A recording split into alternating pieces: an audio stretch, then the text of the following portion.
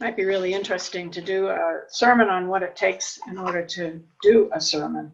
I have just struggled with what is the right length, height for my platform. I want to try sitting, and then I wanted to try standing, and then I tried a toter box, and that didn't work. And now I have a little table. So here I am. Here I am. Here I am. The question this morning is, do you suffer and struggle? And are you in the need of healing? Of course. Of course, the answer is, of course, you do. We all do. I don't pretend to be Buddhist, but it is within our Unitarian Universalist sources to find wisdom from other religions and other traditions. Therefore, it is to Buddhism that I turn while thinking about life struggles. The Buddha was right when he taught that nothing is permanent, including ourselves, and that everything is in flux, and that he declared the Four Noble Truths to help grasp the Four Noble Truths. To exist is suffering. The cause of suffering is related to our desires and our seeking for permanence. There is a way to be liberated from suffering, and the way of liberation is through following the Eightfold Path of right living, right understanding, right intention, right speech, right action, right livelihood, right effort, right mindfulness, right concentration. If all creatures suffer, if the earth suffers, if we suffer, if it is the way of being, then it seems crucial to me that we find ways of being to support with one another, and to find support when we are in the midst of suffering. Suffering is pain, and pain serves some useful purpose. It screams for attention, alerting us to a danger, a wound, a problem. Pain opens us up to sources we do not even know or understand. Think about when you have been in the most pain. I know for me it is when I have run out of every single inner resource, and I have no more to call upon. I am then torn apart by the suffering and the pain, and if I wish to survive, I must reach out for help. Wanting to be a minister since a young child and going through all the life experiences I had to go through before getting to that place was and is necessary. I had to let go of old thoughts and attachments and heal from a lot of suffering before I could be of any use to anyone. Never mind trying to be an effective, contributing Unitarian Universalist minister. Healing from being the eldest child and all those expectations, self and other imposed. Healing from being an adult child of an alcoholic parent. Healing from a learning disorder that today would have been recognized and dealt with early, but that left me feeling less than others and drove me to anxiety in social situations, and left me embarrassed when trying to explain myself without stuttering or shutting down. Healing from rebellion against my family and expected social norms. Getting pregnant and married, much to my family's horror at not quite age 17.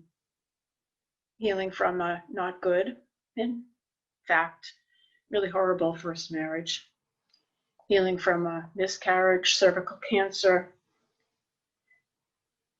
at age 27, which stopped the chance of any more children.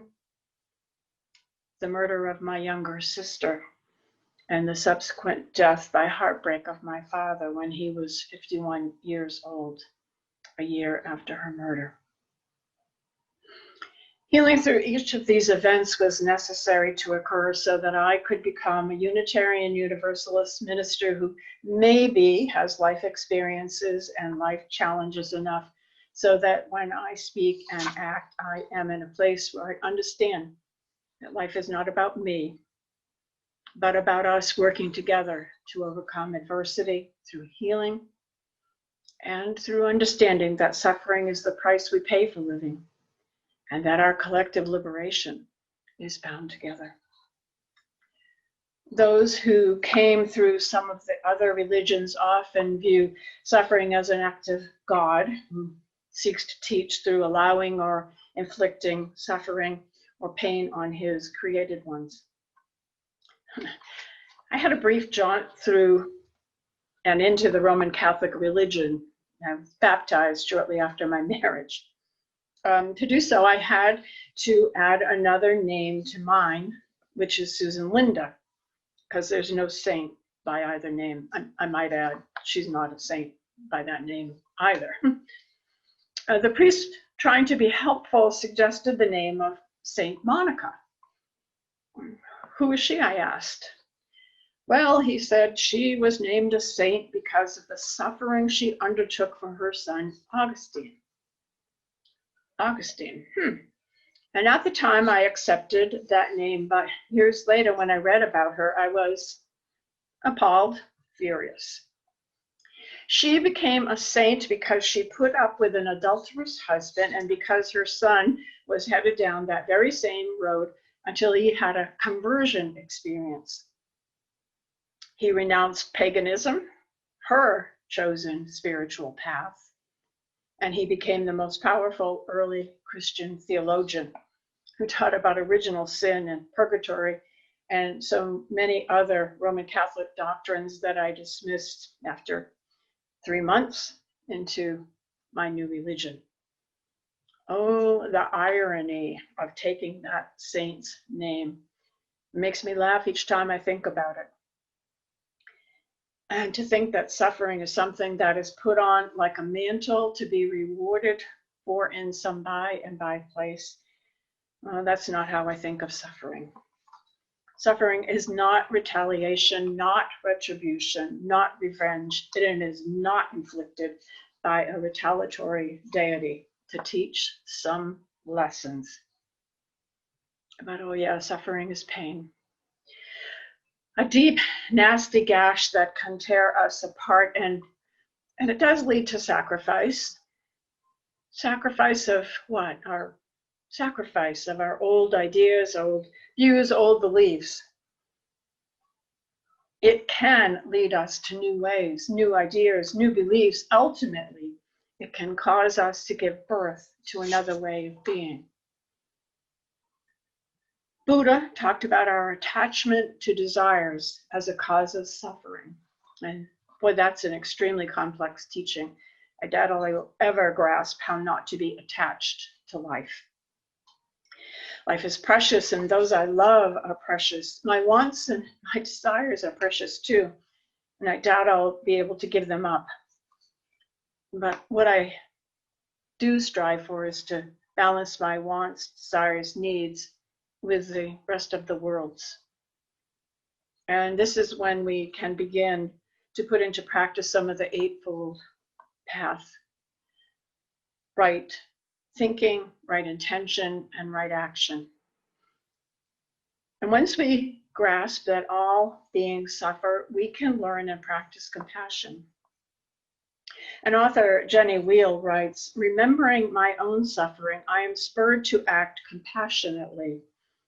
Remembering the suffering I have caused, I practice righting my relationships, giving and receiving forgiveness more freely, precisely because my faith, my Unitarian Universalism, affirms my goodness, even in the face of my imperfection. She also states that to alleviate suffering, we must shift the focus from alienation to interdependence. Thich Nhat Hanh, the Buddhist monk, wrote, when another person makes you suffer, it is because they suffer deeply within, and that suffering spills over. That person does not need punishment, but they need help. They need help. So being and belonging in a spiritual community like South Church Unitarian Universalist is an arena to help us think of others and find a place for collective healing and liberation. Everyone who is a part of this sacred space has known suffering, death of loved ones, personal or family illnesses, abusive childhoods or relationships, job loss, mental anguish, spiritual dark nights of the soul, which I think of as the times when we are being tested to the absolute limit of our being. And we know too that each and every one of us has had the kind of pain that has opened our hearts and taught us how to live and how to love. It is a paradox that pain links us to others, and at the same time that the links with others is when suffering can most occur. Suffering tests relationships, and if we can stay connected by courage, compassion, and honest conversations, we can emerge wiser and stronger. Sometimes, of course, relationships are toxic or too negative to stay in, but we know that if we have engaged in the process of being open to the pain, we can begin a healing process. Crying, talking, and walking out of the pain. As the opening words from Hilary Clark remind us, sometimes we go up one rough hill, straight up and straight down.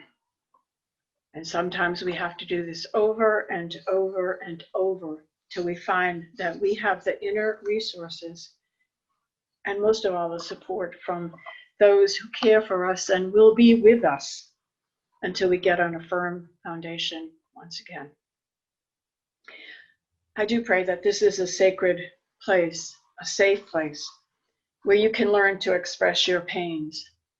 I don't care if you are angry, sad, frustrated, or loaded with shame or guilt, anxious or unsure. No one need to bear pain alone, because if it is not shared, it breeds alienation and isolation.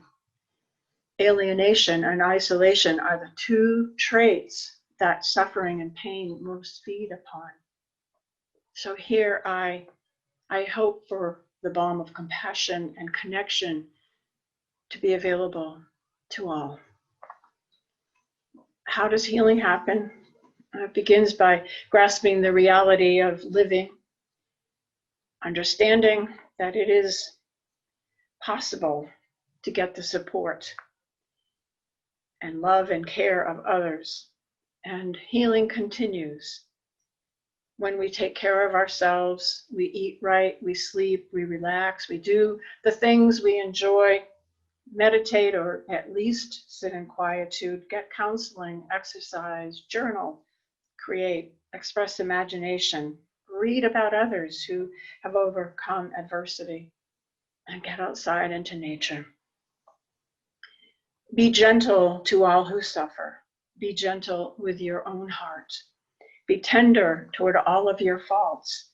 They are the special characteristics that make you, you. Change what you can and accept what you must. And perhaps we can begin to accept that suffering is built into the birth process of this entire universe. And if we learn this and come to understand it, we will know that pain is, as Matthew Fox writes, profoundly social.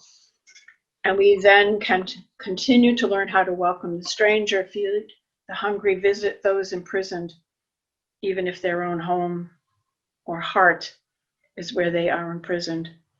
We can do justice and walk humbly and open our hearts to the universal love of all that is most sacred and most holy. And then collective liberation will be made real, and we will have helped. May it be so.